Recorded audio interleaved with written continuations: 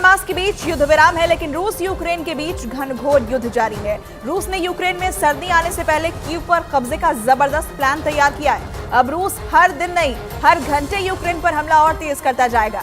Putin को Israel से एक ऐसी रिपोर्ट मिली है जिसके बाद उन्होंने दिसंबर में ही जीतने का फैसला कर लिया है।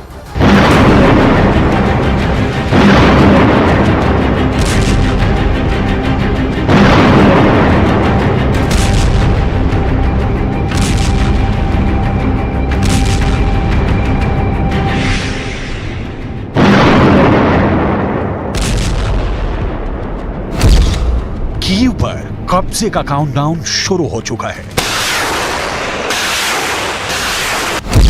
रूस की आर्मी ने अब तक का सबसे बड़ा प्लान तैयार किया है।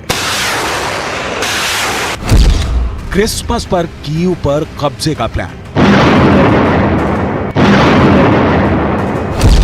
पुतिन ने फाइनल पेपर पर दस्तखत कर दिए हैं।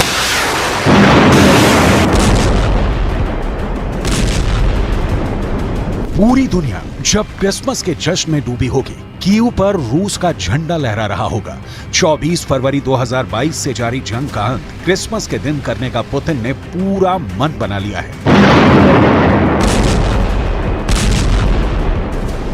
पुतिन की सेना इस वक्त यूक्रेन पर अब तक का सबसे तेज हमला कर रही है। जवाब हालांकि यूक्रेन से भी मिल रहा है, लेकिन रफ्तार और पलटवार बेहद कमजोर नजर आ रही है।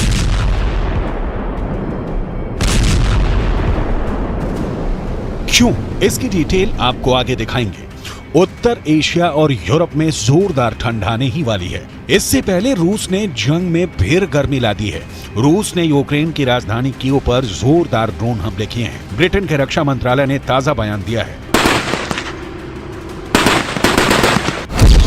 युद्ध के दूसरे शीतकाल मौसम की ओर बढ़ने के बीच यूक्रेनी सीमा पर बड़े बदलाव की कुछ तात्कालिक संभावनाएं हैं। रूस ने कीव, शर्कासी और पोल्टावा क्षेत्रों को निशाना बनाते हुए 20 ईरानी ड्रोन से हमला किया। वहीं यूक्रेन की विमान रोधी प्रणालियों ने 15 ड्रोन मार गिराए। रूस का वार तेज है, बहुत तेज। रूस की सेना कीव पर ही नहीं टूटी है, बल्कि खेरसॉन में रूस की सेना ने बहुत बड़ा हमला किया है। ऐसे बम का इस्तेमाल किया है जिसे कई मायने में परमाणु बम से भी खतरनाक माना जाता है। रूस ने यूक्रेन के दक्षिणी शहर खेरसॉन पर क्लस्टर बम गिरा दिया है, जिसमें 6 लोग मारे गए हैं, जबकि 60 से अधिक आवासीय और बुनियादी ढांचे की इमारतें क्षतिग्रस्त हो गई हैं। रूस के इस भीषण हमले ने दक्षिणी खेरसॉन में तबाही मचा दी है। यूक्रेन के गृह मंत्री इहोर क्लेमेंको ने कहा, खेरसॉन के चर्नोबाइवका में दोपहर में हुई भारी गोलाबारी में 5 लोग घायल हो गए। हमले में 60 से अधिक रिहायशी भवन और बुनियादी ढांचे ध्वस्त हो गए। इससे पहले दिन में हुए हमलों में अलग अलग क्षेत्रों में 3 लोगों की जान रूसी हमलों में गई थी। क्लस्टर बम से जुड़ी कुछ अहम बातें आपको भी जरूर जाननी चाहिए। क्लस्टर बम जहां गिराए जाते हैं वहां जलजला ला देते हैं, जमीन को वो बंजर बना देते हैं और आबादी को वीरान कर देते हैं। क्लस्टर बम तबाही का एक ऐसा बम है जो परमाणु तो नहीं, लेकिन एटॉमिक हथियारों से कई मायनों में कम भी नहीं। क्लस्टर का मतलब गुच्छा या किसी चीज का समूह होता है। ये हवा से विमान के जरिए ऊंचाई से गिराए जाते हैं या समुद्र से दागे जाते हैं। जब एक क्लस्टर बम फटता है तो उससे छोटे छोटे हजारों नए बम हवा में ही तैयार होकर बर्बादी की बारिश करने लगते हैं। बिल्कुल परमाणु बमों की तर्ज पर इनकी संख्या 1 से हजारों होती जाती है। इनसे बहुत सारे छोटे क्लस्टर बम खुद तैयार हो जाते हैं जो इलाके के इलाके साफ कर देते हैं। मीडिया रिपोर्टों में दावा किया गया है कि रूस और यूक्रेन दोनों की तरफ से युद्ध में क्लस्टर बमों का इस्तेमाल किया गया। ये हथियार जमीन पर शर्रे फैलाते हैं और लड़ाकों की तुलना में कहीं अधिक नागरिकों को नुकसान पहुंचाते हैं और मारते हैं।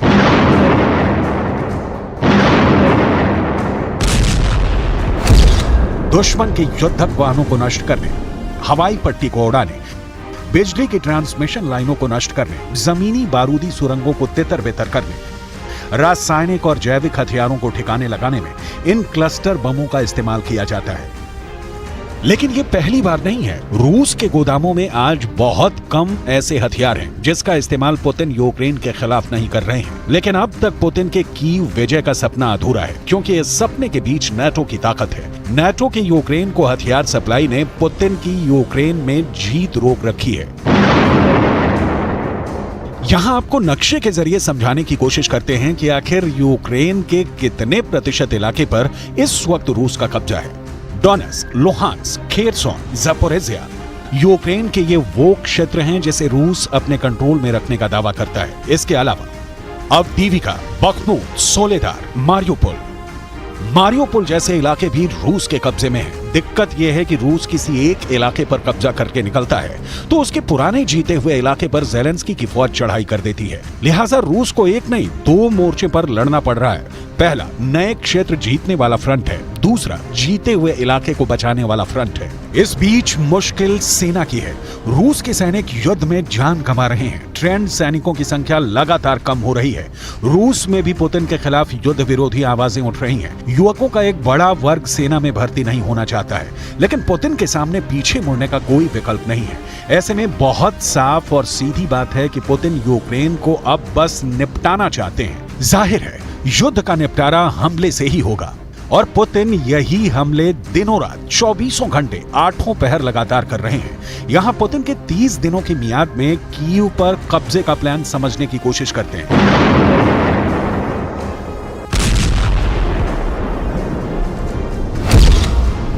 प्लान नंबर 1, यूक्रेन में जीते गए सारे इलाकों को रूस के कब्जे में ले आना।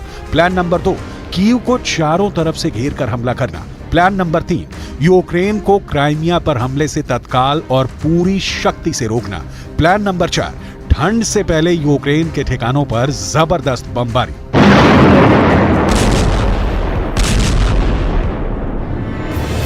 यूक्रेन में सर्दी दस्तक दे रही है और मौसम बदलते ही युद्ध में पुतिन खेला बदल देंगे। इसकी आशंका में ज़ेलेंस्की दिन रात घुले जा रहे हैं। पिछली सर्दियों में भी यूक्रेन की सेना और नागरिकों ने भयंकर तबाही का सामना किया था। एक तो हाड़ कपा देने वाली ठंड ने मारा और बच गए तो रूस की सेना ने तोप के गोले से उड़ा दिया।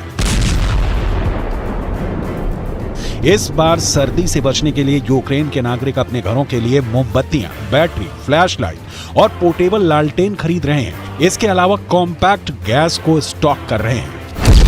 पिछले साल रूस ने यूक्रेन के बिजली संयंत्रों पर 1200 से अधिक मिसाइलें और ड्रोन दागे थे, जिससे यूक्रेन की बिजली सप्लाई ठप सी पड़ गई थी। अमेरिका ने ऊर्जा उपकरण और यूक्रेन के बुनियादी ढांचे की सुरक्षा के लिए $522 मिलियन आवंटित किए हैं।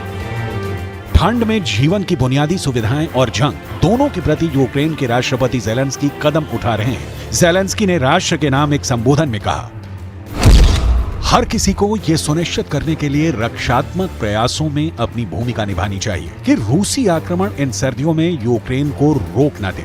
जैसा कि युद्ध के मैदान में होता है, वैसे ही सभी क्षेत्रों में हमें लचीला और मजबूत होना चाहिए।